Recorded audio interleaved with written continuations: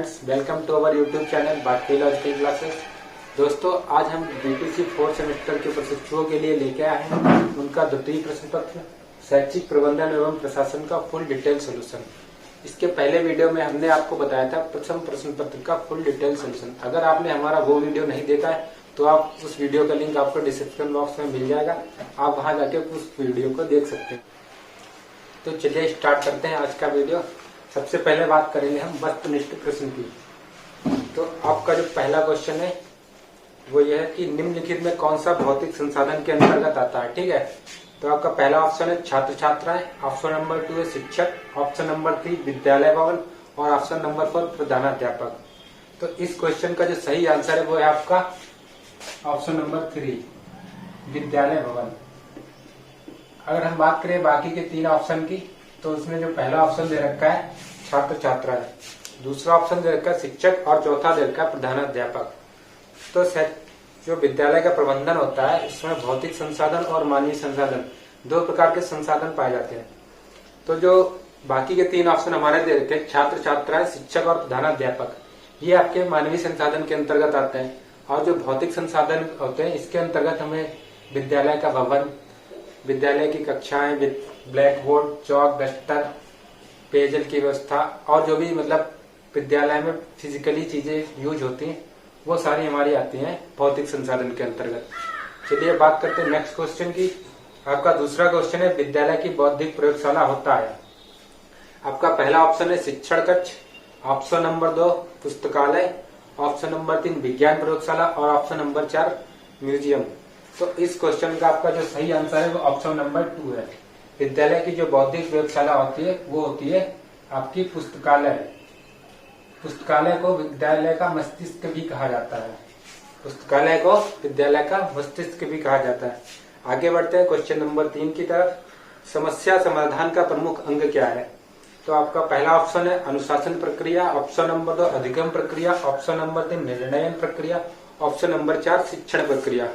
तो आपके तीसरे क्वेश्चन का जो सही आंसर है वो है आपका ऑप्शन नंबर 3 निर्णयन प्रक्रिया। क्योंकि जब हम किसी समस्या में होते हैं उसका समाधान तब तक नहीं होता जब तक हम समस्या से बाहर तब तक नहीं आ सकते जब तक हम उसके समाधान के बारे में नहीं सोचते।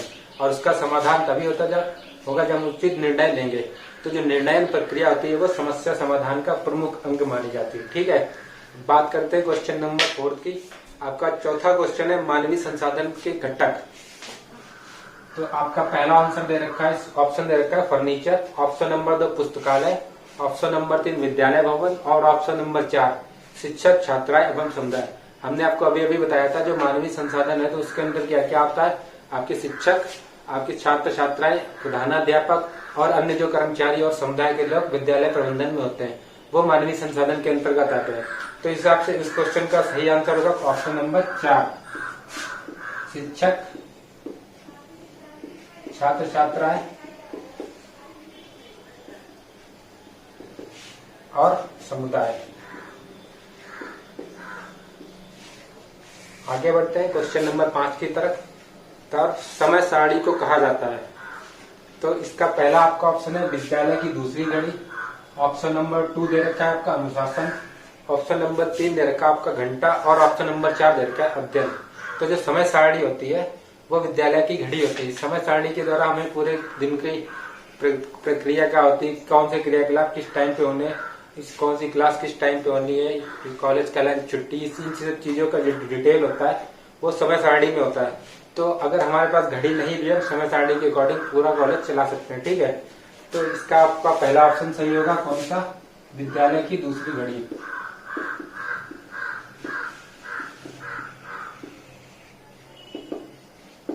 ये आपका राइट आंसर होगा। अब आगे बढ़ते हैं क्वेश्चन नंबर 6 की तरफ। विद्यालय के अभिलेखों का मुख्य उद्देश्य होता है। आपका पहला ऑप्शन है दंड का साक्ष्य, ऑप्शन नंबर 2 आवश्यक सूचनाओं का रखरखाव, ऑप्शन नंबर 3 अनियमितताओं की जानकारी और ऑप्शन नंबर 4 निरीक्षण में सहयोग। तो जो हमारे विद्यालय में अभिलेख होते हैं कौन कौन से अभिलेख होते हैं, छात्र पंजिका रजिस्टर, छात्र उपस्थिति रजिस्टर, शिक्षक उपस्थिति रजिस्टर, पत्र व्यवहार रजिस्टर। तो इन सारे अभिलेखों का मकसद क्या होता है, हम इस चीज की जानकारी रख सके कि हमारे जो कॉलेज में चल रहा है वो सारी चीजों का सूचनाओं का एक रखरखाव कि हमारे कॉलेज में कल क्या हुआ था, उससे पहले क्या हुआ था। छात्रों की उपस्थिति इसलिए अनिवार्य होती है ताकि हम डेटा कलेक्ट होते एक महीने में कौन से छात्र किस तरीके से रेगुलर स्कूल आ रहे हैं, कौन सा नहीं आ रहा। तो जो भी हमारा जो अभिलेख होता है उनका मुख्य उद्देश्य होता है अब जो सूचनाओं का रख रखाव। तो आपका इसका सही आंसर होगा ऑप्शन नंबर 2, आवश्यक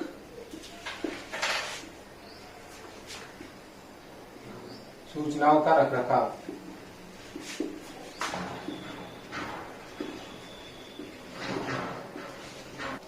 तो चलिए अब हम बात करते हैं क्वेश्चन नंबर 7 की।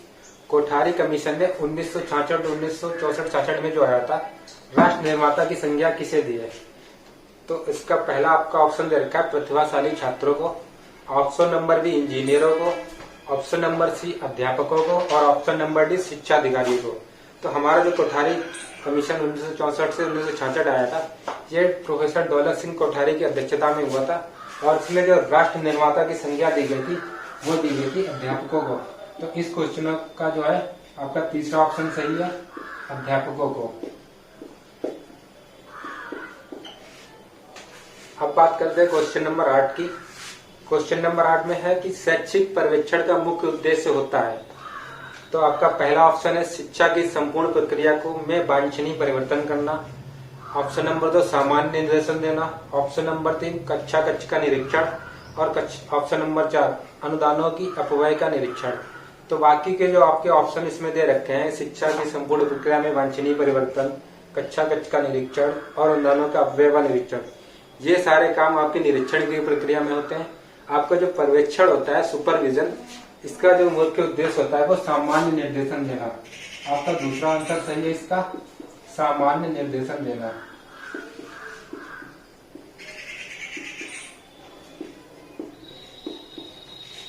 ठीक है, चलिए बढ़ते हैं नेक्स्ट क्वेश्चन की तरफ। क्वेश्चन नंबर 9, राज्य शिक्षा संस्थान कहाँ स्थित है। आपका पहला ऑप्शन है Lucknow, option number 2 Varanasi, option number 3 Agra और ऑप्शन नंबर 4 प्रयागराज। तो आपका जो राज्य शिक्षा संस्थान है वो कहाँ है, प्रयागराज में। आपका ऑप्शन नंबर 4 सही है, प्रयागराज।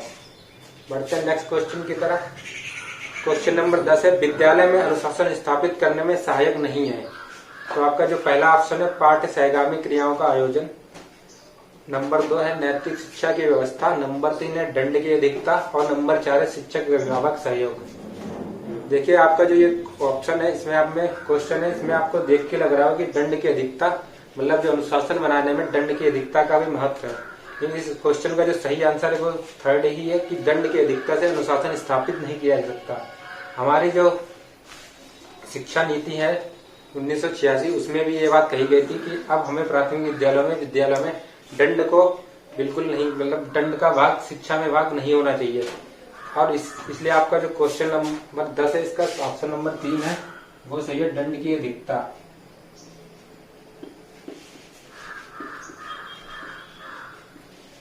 इसकी चर्चा हमारे जो प्रकृतिवाद और प्रयोजनवादी शिक्षा दार्शनिक उन लोगों ने भी की है कि शिक्षा में दंड का महत्व बिल्कुल नहीं होगा। दंड के साहस पे जो अनुशासन बनाया जाता है वो केवल कुछ क्षण के लिए होता है।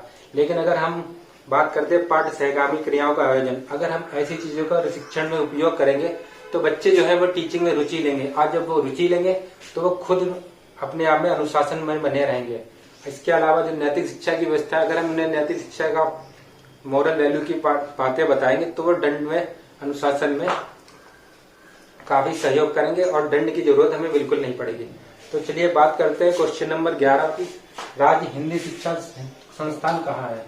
क्वेश्चन नंबर 11, राज्य हिंदी संस्थान कहाँ स्थित है। तो आपका पहला ऑप्शन है Prayagraj, option number 2 Varanasi, option number 3 Lucknow और ऑप्शन नंबर 4 गोरखपुर।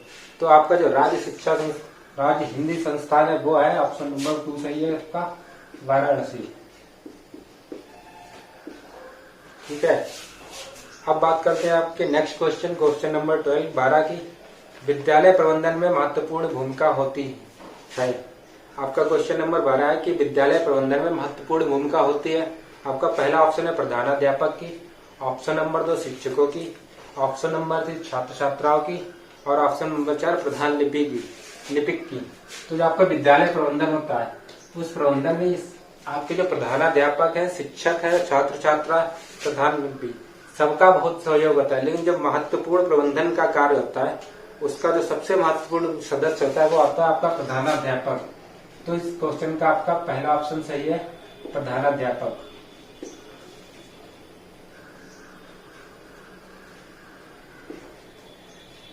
अब बात करते हैं क्वेश्चन नंबर 13। शैक्षिक प्रबंधन का महत्वपूर्ण पक्ष है। तो आपका पहला ऑप्शन है दंड, ऑप्शन नंबर 2 पुरस्कार, ऑप्शन नंबर 3 प्रशासन और ऑप्शन नंबर 4 अनुशासन। तो जो शैक्षिक प्रबंधन प्रक्रिया होती है उसका जो महत्वपूर्ण पक्ष है, आइए बात करते हैं पहला ऑप्शन की दंड। तो शैक्षिक प्रक्रिया से दंड को तो बिल्कुल ही खत्म कर दिया गया, दंड का कोई भी स्थान नहीं है शैक्षिक प्रक्रिया में। बात करते हैं पुरस्कार की। तो जो पुरस्कार होता है वो एक पुनर्वलन प्रक्रिया का महत्वपूर्ण संसाधन होता है। और बात करते हैं ऑप्शन नंबर 4 की अनुशासन। अनुशासन कक्षा शिक्षण के लिए काफी महत्वपूर्ण होता है, लेकिन जो शैक्षिक प्रबंधन की प्रक्रिया है इसमें जो आपका सबसे महत्वपूर्ण पक्ष होता है वो होता है प्रशासन। हम बात करते हैं इस ऑप्शन में, इसका ऑप्शन नंबर 3 सही होगा, प्रशासन। तो 13 क्वेश्चन का आपका ऑप्शन नंबर 3 सही है कि शैक्षिक प्रबंधन की प्रक्रिया में जो महत्वपूर्ण पक्ष होता है वो होता है प्रशासन। चलिए बढ़ते हैं आगे अगले क्वेश्चन की तरफ। क्वेश्चन नंबर 14, कौन सी पाठ सहगामी क्रिया तर्क शक्ति का विकास करती है?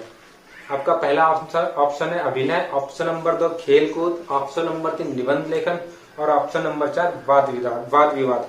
तो जो तर्क शक्ति का विकास करने की सबसे महत्वपूर्ण प्रक्रिया होती है वो होती है आपका वाद विवाद। तो इस क्वेश्चन का आपका चौथा ऑप्शन सही है, वाद विवाद। इसके अलावा जो आपको ऑप्शन दे रखे हैं अभिनय, खेलकूद और निबंध लेखन, ये विकास में तो सहायक है, लेकिन तर्क शक्ति का जो सबसे ज्यादा विकास होता है वो वाद विवाद से ही होता है। अब हम बात करते हैं क्वेश्चन नंबर 15 की। भगदड़ जैसी आपदाएं होती हैं। आपका पहला ऑप्शन है जागरूकता से, ऑप्शन नंबर 2 कुप्रबंधन से, ऑप्शन नंबर 3 कड़ाई होने से, ऑप्शन नंबर 4 अधिक सुविधाओं से। तो देखिए जो पहला ऑप्शन है जागरूकता से, अगर आप जागरूक होंगे तो भगदड़ जैसी प्रक्रिया आपदा होने की कोई चांस ही नहीं है। तो आपका इसका जो सही आंसर है वो ऑप्शन नंबर 2 है, कुप्रबंधन से। तो भगदड़ जैसी आपदाएं जो होती हैं वो कुप्रबंधन से होती है। इसका सही आंसर है आपका ऑप्शन नंबर 2, कुप्रबंधन। तो ये हो गया आपके वस्तुनिष्ठ प्रश्न। अब हम बात करते हैं अतिलघुत्तरीय प्रश्न की। आपका पहला प्रश्न है कुशल प्रबंधन से आप क्या समझते हैं? तो देखिए कुशल प्रबंधन क्या होता है, यहाँ पे हमने लिख रखा है इस क्वेश्चन का आंसर। तो देखते हैं कि प्रबंधन प्रत्येक कार्य की सफलता की कुंजी होता है। मतलब कोई भी कार्य अगर हम सुनियोजित ढंग से करते हैं तो उसकी सफलता की 100% गारंटी होती है। ठीक है, तो किसी संस्था के सुचारू रूप से संचालन तथा निश्चित उद्देश्यों को सफलतापूर्वक प्राप्त करने की प्रक्रिया ही कुशल प्रबंधन है। मतलब अगर हम किसी भी संस्था का संचालन कर रहे हैं, अगर हम उससे निश्चित उद्देश्यों को सफलतापूर्वक प्राप्त कर रहे हैं, ठीक है, और उसमें जो उसका प्रबंधन है वो सही रूप से संचालित हो रहा है, तो यही हमारा एक कुशल प्रबंधन होता है। ठीक है, बात करते हैं क्वेश्चन नंबर 17, संस्थागत नियोजन से आपका क्या आशय है? तो संस्थागत नियोजन क्या होता है? संस्थागत नियोजन से तात्पर्य किसी संगठन या संस्था द्वारा अपने विकास व लक्ष्यों की पूर्ति के लिए योजना बनाकर उसका बेहतर क्रियान्वयन करना तथा इसके लिए सामूहिक रूप से सतत प्रयास करना है।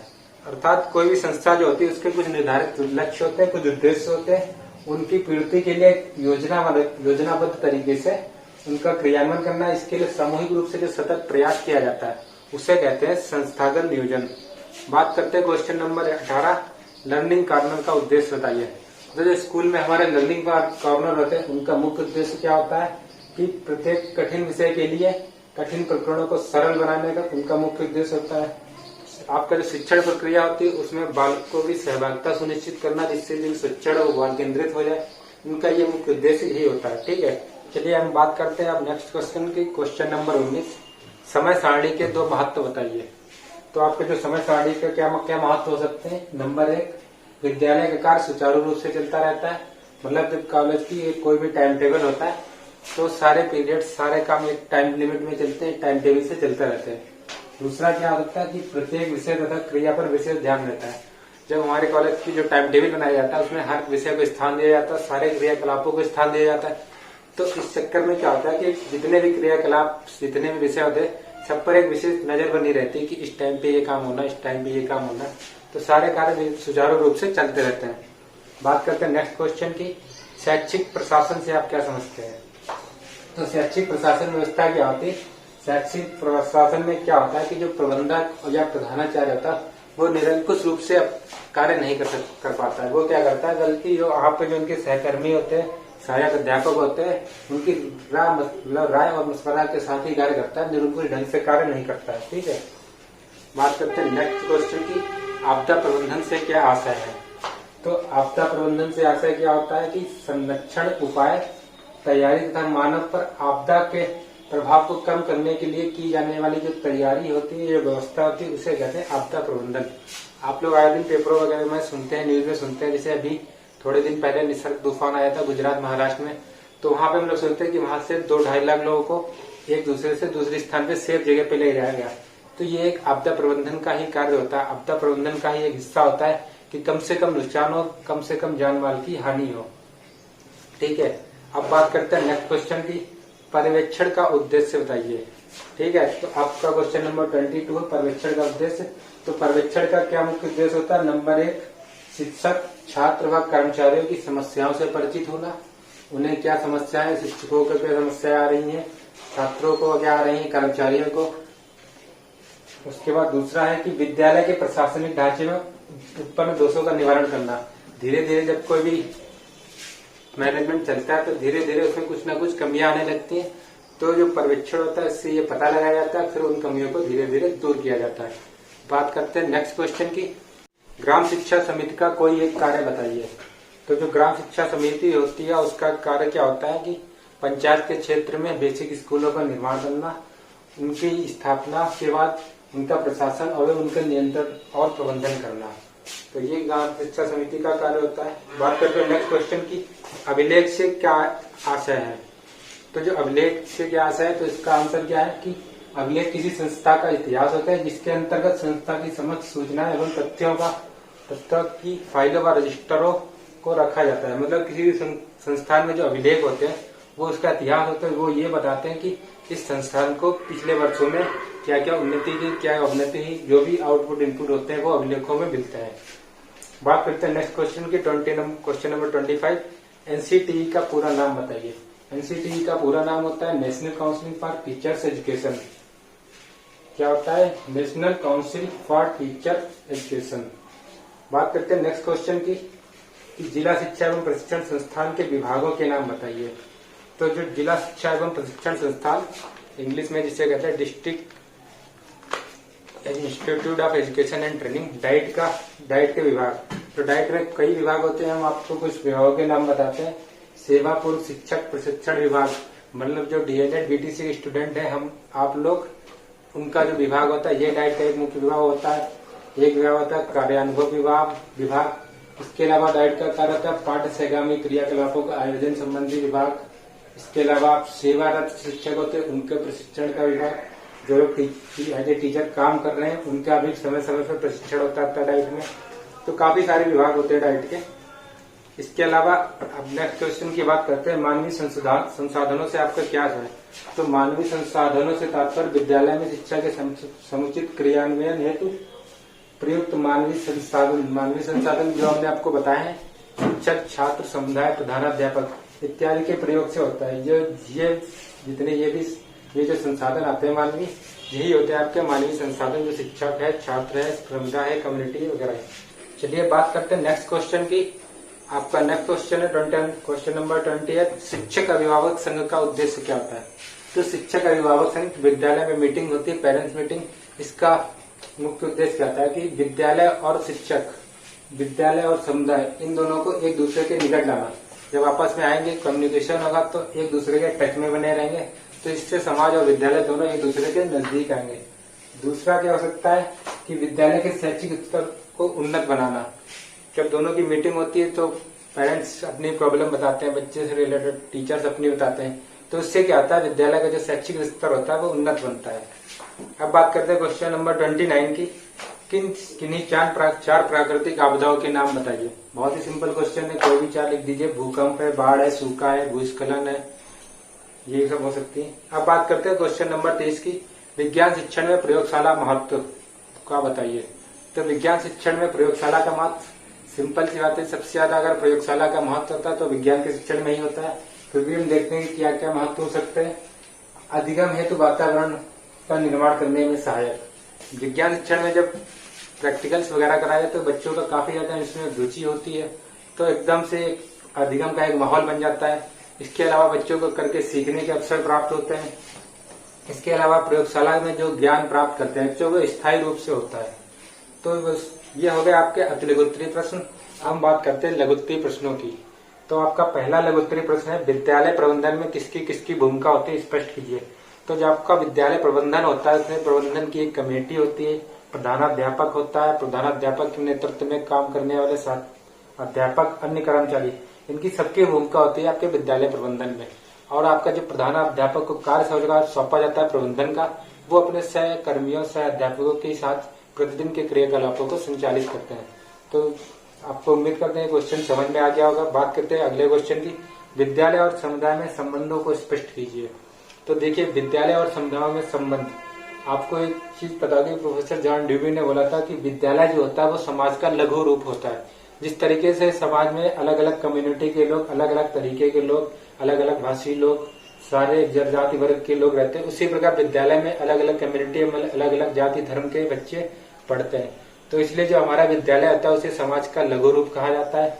इसके लिए आप ये समझ सकते हैं कि जिन अच्छे मनुष्यों, आदर्शों वाले मनुष्यों, सभ्य मनुष्यों को की समाज कल्पना करता है, उनका निर्माण विद्यालय की चार दीवारी में होता है। विद्यालय बच्चों में आदर्श, मूल्य आदि गुणों का समावेश करता है, जिससे वो समाज के सभ्य नागरिक का निर्माण होता है। ठीक है। इसके अलावा विद्यालय और समाज के रिलेटेड कुछ और भी पॉइंट्स होते हैं। विद्यालय में सांस्कृतिक कार्यक्रम एवं मेलों का आयोजन होता है जो हमारे समाज की छवि को दर्शाते हैं। जो स्थान विशेष के विद्यालय होते हैं उस स्थान विशेष से जो रिलेटेड सांस्कृतिक कार्यक्रम होते हैं उनसे वो कार्यक्रम कराए जाते हैं, जिससे समाज की छवि है वो विद्यालय के द्वारा प्रदर्शित की जाती है समाज के सामने। बात करते हैं अगले क्वेश्चन की, क्वेश्चन नंबर 33, प्रमुख विद्यालय अभिलेखों का वर्णन कीजिए। तो आपके देखो विद्यालय के जो प्रमुख अभिलेख हैं उसमें आपका अध्यापक उपस्थिति रजिस्टर हो गया, छात्र उपस्थिति पंजिका हो गई, मिड डे मील का रजिस्टर हो गया, पत्र व्यवहार रजिस्टर हो गया, स्टॉक पंजिका हो जाती है, और आपकी विद्यार्थी से रिलेटेड हो जाते हैं विद्यार्थी प्रोफाइल वगैरह, निःशुल्क पुस्तक विवरण योजना, पुस्तक विवरण रजिस्टर वगैरह, काफी सारे अभिलेख होते हैं जो विद्यालय में होते हैं। ठीक है। अब बात करते हैं नेक्स्ट क्वेश्चन की, पाठ्य सहगामी क्रिया किस प्रकार बालक के विकास में उपयोगी होती है। तो जो पाठ्य सहगामी क्रियाएं होती हैं उनका मुख्य उद्देश्य होता है शिक्षण को रुचिकर एवं प्रभावी बनाना। जब कोई भी क्रियाकलाप क्लास में कराया जाता है तो बच्चे काफी इंटरेस्टेड होकर इसमें पार्टिसिपेट करते हैं। इससे क्या होता है, बच्चों की रुचि उत्पन्न होती है अधिगम में, उनके अंदर एक अलग तरीके से विद्यालय में आने की रुचि उत्पन्न हो जाती है, विद्यालय में ठहराव पड़ता है। और जब पाठ्य सहगामी क्रियाकलाप कराए जाते हैं उनमें जो सामाजिक आयोजन होते हैं उसके परिणाम स्वरूप बच्चों में सामाजिक भावना, सामाजिक आचार विचार आदि, समाज सेवा जैसे गुणों का भी विकास होता है, सृजनात्मक एवं रचनात्मक क्रियाकलापों का विकास होता है। तो इस तरीके से जो पाठ्य सहगामी क्रियाकलाप होते हैं बालक के विकास में काफी महत्वपूर्ण योगदान रखते हैं। अब बात करते हैं नेक्स्ट क्वेश्चन की। अगला क्वेश्चन है, अच्छी समय सारणी विद्यालय के विविध कार्य संचालन का सच्चा प्रतिबिंब होती है, स्पष्ट कीजिए। तो जो एक अच्छी समय सारणी होती है उसे विद्यालय की जो प्रत्येक कक्षा होता है उसका समय निर्धारण, शिक्षक का समय निर्धारण, पाठ्य सहगामी क्रियाकलापों और खेलों का आयोजन का निर्धारण, गृह कार्य संबंधी सारे सभी निर्देश, अवकाश संबंधी जो भी निर्देश होते हैं वो सारे के सारे एक समय सारणी में मेंशन होते हैं। आपका जो संपूर्ण विद्यालय का जो संचालन होता है उसकी सुसंगठित योजनाओं का क्रियान्वयन उस समय सारणी के द्वारा किया जा सकता है। अतः हम कह सकते हैं कि जो एक अच्छी समय सारणी होती है वो विद्यालय के विविध कार्य संचालन का सच्चा प्रतिबिंब होती है। ठीक है। अब बात करते हैं नेक्स्ट क्वेश्चन की। नेक्स्ट क्वेश्चन है, कुशल शिक्षक के गुणों का वर्णन कीजिए। ठीक है। ये काफी अच्छा क्वेश्चन है और आप लोगों को 3 सेमेस्टर हो गए बीटीसी करते हुए। आपको इस क्वेश्चन का आंसर हमें कमेंट बॉक्स में बताना होगा कि एक कुशल शिक्षक के अंदर आप लोग क्या गुण देखना चाहते हैं। तो इस क्वेश्चन के लिए आप हमें कमेंट बॉक्स में अपना आंसर बताइए। अगर आपके आंसर में कोई त्रुटि होगी तो हम आपको उसका जवाब दे देंगे। तो अब बात करते हैं नेक्स्ट क्वेश्चन की, क्वेश्चन नंबर 37, मनोविज्ञान शाला उत्तर प्रदेश के कार्यों को बताइए। तो जो हमारी मनोविज्ञान शाला उत्तर प्रदेश का है उसका प्रमुख कार्य क्या है, मनोविज्ञान शाला को निकट क्षेत्रों में निर्देशन देना, निर्देशन सेवा प्रदान करना, जैसे शैक्षिक है, व्यक्तिगत है, व्यवसायिक निर्देशन देना। इसके अलावा राज्य एवं केंद्र सरकार के कई विभागों के कर्मचारियों में मनोवैज्ञानिक सलाह के द्वारा नियुक्तियां की जाती हैं। इसका भी कार्य जो ये भी कार्य मनोविज्ञान सलाह का होता है। इसके अलावा मनोवैज्ञानिक शिक्षकों को तैयार करना, उनके लिए प्रशिक्षण कोर्स का प्रबंध करना। इसके अलावा SCRT की संस्थाएं में हैं, इंटर कॉलेज है, इनमें भी शिक्षकों को प्रशिक्षण जो है मनोवैज्ञानिक सलाह द्वारा दिया जाता है। चलिए अब हम बात करते हैं नेक्स्ट क्वेश्चन की। आपका अगला क्वेश्चन है, कक्षा में अनुशासनहीनता के निवारण हेतु आप अपना विचार दीजिए। तो कक्षा में कुछ बालक होते हैं समस्यात्मक बालक जो अनुशासनहीनता दर्शाते हैं, उनका निवारण कैसे कर सकते हैं? देखिए, एक तो क्या काम कर सकते हैं, जो अधिक समस्या वाले बालक हैं, जो आपस में ग्रुपिंग बना के बैठते हैं, उन्हें कक्षा में अलग अलग कोनों में बैठा दीजिए, जिससे वो आपस में मिलेंगे नहीं तो थोड़े अनुशासनहीनता में बचे रहेंगे। इसके अलावा कह सकते हैं बहुत ही ज्यादा समस्यात्मक बालक है, उसे कक्षा में बिल्कुल आगे बैठा दीजिए, बिल्कुल अपने पास बैठा लिए, इससे भी हम इससे अनुशासनहीनता को कंट्रोल कर सकते हैं। इसके अलावा एक और उपाय हम कर सकते हैं कि क्लास का जो सबसे अधिक समस्यात्मक बालक है, आप उसे खड़ा कीजिए और क्लास का मॉनिटर बना दीजिए और उससे कह दीजिए कि आप पूरी क्लास की निगरानी रख के कोई शैतानी न करे। इससे क्या हो जाएगा, वो क्लास की मॉनिटरिंग में बिजी हो जाएगा, वो खुद अनुशासनहीनता नहीं करेगा और बाकी के बच्चे भी अनुशासनहीनता से बचे रहेंगे। तो ये कुछ तरीके हो सकते हैं जो कक्षा में अनुशासनहीनता के निवारण में काम आ सकते हैं। अब बात करते हैं अंतिम क्वेश्चन की इस पेपर के। ग्राम शिक्षा समिति के कौन कौन से सदस्य होते हैं तथा उनके कार्यों को स्पष्ट कीजिए। तो जो ग्राम शिक्षा समिति होते हैं उसमें सबसे प्रमुख सदस्य होता है आपका जो अध्यक्ष होता है उसका, वो होता है ग्राम प्रधान। इसके अलावा बेसिक स्कूल में जो छात्र पढ़ते हैं उन छात्रों में से 3 के संरक्षक या अभिभावक उसके सदस्य होते हैं, उसमें से 1 महिला भी सदस्य होती है और इन सदस्यों का जो निर्वाचन होता है वो ABSA द्वारा होता है। ठीक है। और इसके बाद एक और सदस्य होता है बेसिक स्कूल का मुख्य अध्यापक। अगर एक पंचायत में 1 से अधिक बेसिक स्कूल है तो उनमें जो वरिष्ठ मुख्य अध्यापक होगा वो उसका सदस्य होगा, वो उसका सदस्य सचिव होता है। अब बात करते हैं इनके कार्यों की। तो पंचायत में क्षेत्र में बेसिक स्कूलों की स्थापना करना, उनका प्रशासन, उनका नियंत्रण इनका मुख्य कार्य होता है। बेसिक स्कूलों का प्रचार प्रसार व विकास एवं सुधार करना। इसके अलावा अध्यापक एवं कर्मचारियों के समय एवं पाठन की उपस्थिति सुनिश्चित करना कि वो अपने टाइम से विद्यालय आ रहे हैं या नहीं जा रहे हैं। तो ये हुआ आपका सेकंड पेपर का फुल सोल्यूशन। उम्मीद करते हैं आपको हमारा वीडियो पसंद आया होगा। अगर आपको हमारा वीडियो पसंद आया तो प्लीज इसे लाइक, शेयर और सब्सक्राइब जरूर करें। वीडियो में अंत तक देखने के लिए धन्यवाद।